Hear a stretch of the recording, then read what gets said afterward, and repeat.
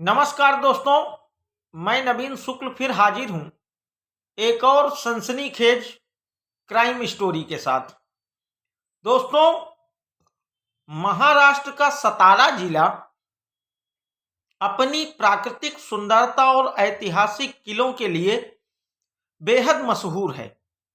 लेकिन 7 जुलाई 2025 की वो दोपहर इस जिले के शिवथर गांव के लिए किसी बुरे सपने से कम नहीं थी। शिवथर एक ऐसा गांव जहां भोर की किरण के साथ ही सुंदर छटा बिखर जाती थी, जहां लोग एक दूसरे को उनके नाम से जानते थे। वहां एक घर के भीतर दोपहर में कुछ ऐसा हुआ जिसने पूरे महाराष्ट्र को हिलाकर रख दिया। दोस्तों, इसी शिवथर गांव में 30 साल की पूजा जाधव का हंसता खेलता परिवार था। एक पति और सुनहरे सपने।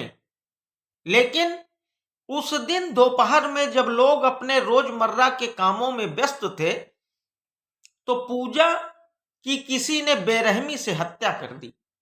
आखिर कौन था वह जो घर की दहलीज लांघ कर आया? और क्या यह कोई लुटेरा था या फिर कोई अपना? चलिए दोस्तों, परत दर परत इस मामले की पूरी कहानी को समझते हैं। तारीख थी 7 जुलाई। पूजा का पति प्रथमेश जाधव सुबह हमेशा की तरह काम पर निकल गया था। घर में पूजा अकेली थी।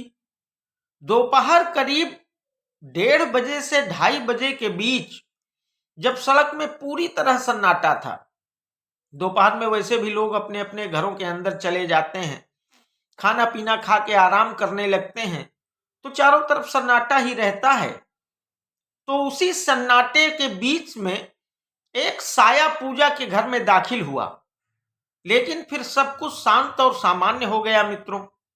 तभी शाम को पूजा के घर पड़ोस की एक बुजुर्ग महिला पहुंची, और जैसे ही वो महिला घर के अंदर घुसी और अंदर का नजारा देखा तो उसकी चीख निकल गई। दरअसल घर की फर्श पर पूजा का खून से लथपथ शव पड़ा था। उसका चेहरा पीला पड़ चुका था, आंखें अधखुली थीं। अब वह बुजुर्ग महिला घबराहट में बाहर की तरफ भागी और जोर जोर से मदद के लिए चिल्लाने लगी। मित्रों, आवाज सुनकर आसपास के पड़ोसी भी इकट्ठा हो गए, और जब वो पड़ोसी अंदर गए, उन्होंने अंदर का नजारा देखा तो सब दंग रह गए।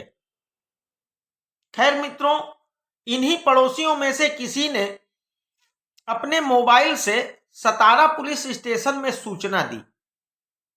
थोड़ी देर बाद ही पुलिस घटना स्थल पर पहुंच गई। पूरे घर को बारीकी से सर्च किया गया।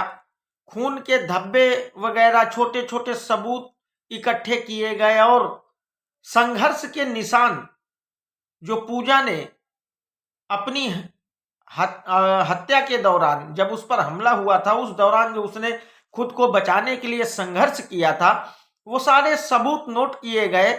और फिर पंचनामा के बाद पूजा के शव को पोस्टमार्टम के लिए भेज दिया गया।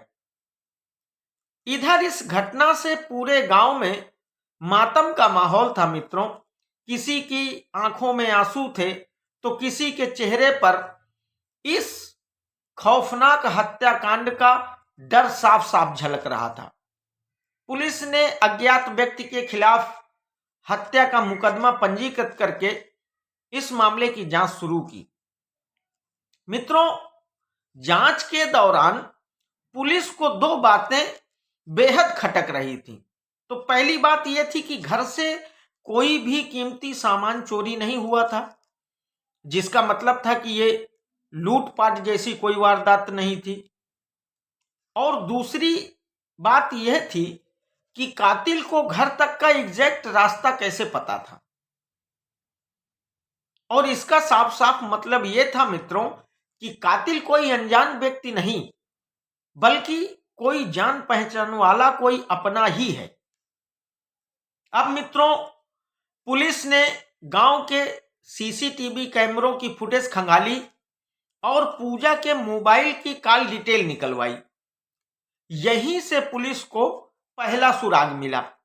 दरअसल एक नंबर ऐसा था जिस पर पिछले कुछ दिनों में पूजा की कई बार बात हुई थी, और जब इस नंबर के बारे में पता किया गया, जानकारी इकट्ठा की गई, तो पता चला मित्रों कि यह नंबर किसी अक्षय रामचंद्र सामले का था। मित्रों, ये अक्षय सामले पूजा के ही गांव का था और पूजा का परिचित था, जो घटना के दिन से ही फरार था। अब पुलिस ने टेक्निकल सर्विलांस का इस्तेमाल किया तो पता चला कि अक्षय की लोकेशन उस समय पुणे में दिखाई दे रही थी। क्योंकि पुलिस को शक तो हो ही गया था। फिर क्या था मित्रों, आनन फानन में सतारा पुलिस की एक टीम पुणे के लिए रवाना हुई। अक्षय को लग रहा था कि वह इतने भीड़ भाड़ वाले शहर में भीड़ के बीच में छुपकर बच जाएगा, लेकिन पुलिस उससे 2 कदम आगे थी मित्रों, और महज 12 घंटों के अंदर ही पुलिस ने अक्षय को धर दबोचा। पूछताछ में पहले तो अक्षय ने पुलिस को पूरी तरीके गुमराह करने की कोशिश की, लेकिन पुलिस की सख्ती के आगे वह टूट गया और उसने अपना जुर्म कबूल कर लिया। अक्षय ने बताया कि पूजा रोज अपने बेटे यश को स्कूल छोड़ने जाया करती थी, और उसी स्कूल के रास्ते में ही अक्षय का भी घर था मित्रों। तो अक्सर इन दोनों की नजरें मिलती रहती थी।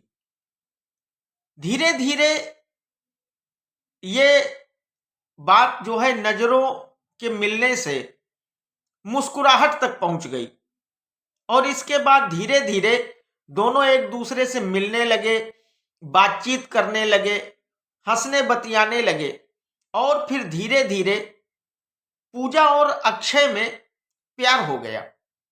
पूजा शादीशुदा थी, इसके बावजूद पूजा को अक्षय का साथ बेहद पसंद आता था मित्रों।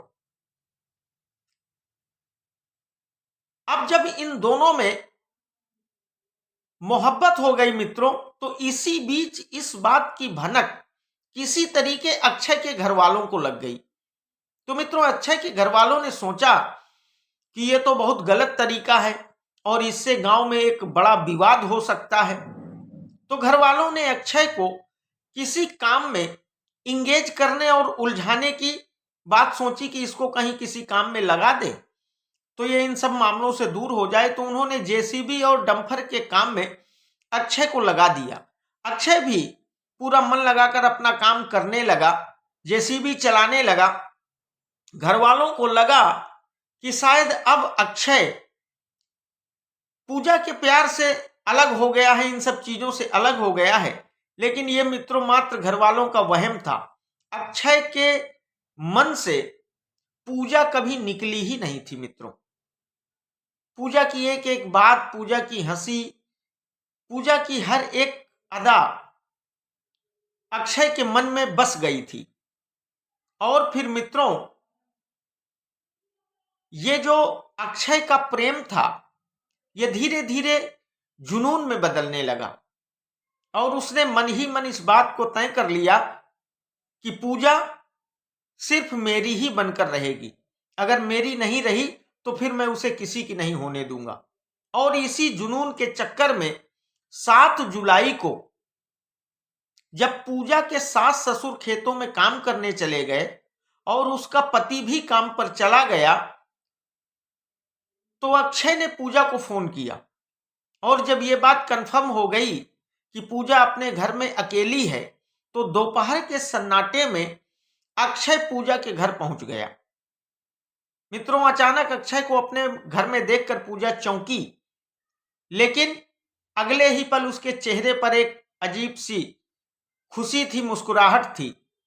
खैर, दोनों लोगों की बातचीत शुरू हुई, बैठे और जिस मानसिकता से अक्षय आया था, उसी मानसिकता के आधार पर अक्षय ने पूजा के सामने शादी का प्रस्ताव रख दिया और कहा कि तुम अपने पति को तलाक दे दो, हम दोनों लोग साथ में रहेंगे, साथ में जिंदगी बिताएंगे और मजा करेंगे। मित्रों, पूजा ने इस बारे में कभी सोचा नहीं था। पूजा अपनी शादीशुदा जिंदगी के बाद भी अक्षय से संबंध बरकरार रखना चाहती थी, लेकिन वो किसी तरीके अपने परिवार, अपने बेटे, अपने पति को छोड़ना नहीं चाहती थी। पूजा अक्षय की यह बात सुनकर अवाक रह गई मित्रों, और उसने अक्षय को समझाना शुरू कर दिया और उसने अक्षय को साफ साफ ये कह दिया कि मैं अपने बच्चे से बहुत प्रेम करती हूं, मैं अपने परिवार को बर्बाद नहीं करूंगी, मैं अपने पति को नहीं छोड़ूंगी। अब मित्रों, इसी बात को लेकर इन दोनों में झगड़ा और बहस शुरू हो गई। मित्रों, बात यहां तक बढ़ गई कि अक्षय पूजा की नाराजगी से इतना खपा हो गया कि उसने अपनी जेब से वो जेसीबी की वायरिंग काटने वाला वो कटर निकाला और आवेश में, तैश में इतना अंधा हो गया कि उसने पूजा के गले पर उसी कटर से जोरदार प्रहार कर दिया मित्रों, और फिर पूजा की वहीं मौत हो गई। मित्रों, हत्या के बाद अक्षय घबराया नहीं, बल्कि और सतर्कता से पूजा के घर से बाहर निकला और अपना मोबाइल बंद करके किसी साधन से पुणे की तरफ निकल गया।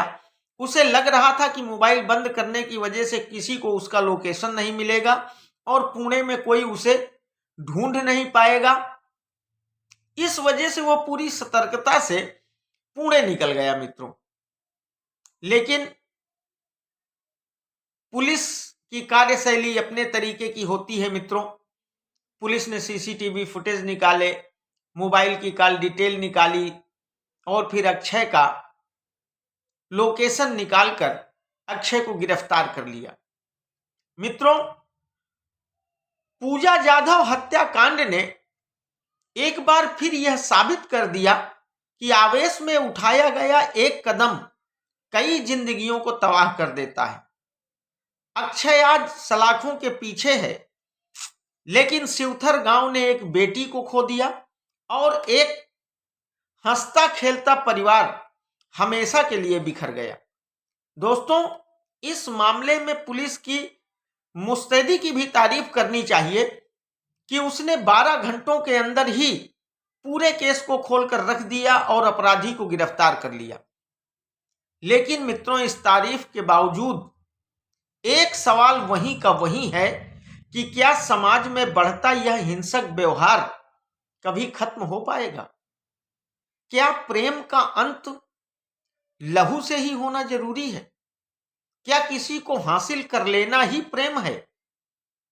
मित्रों, यह थी शिवथर की पूजा जाधव हत्याकांड की पूरी कहानी।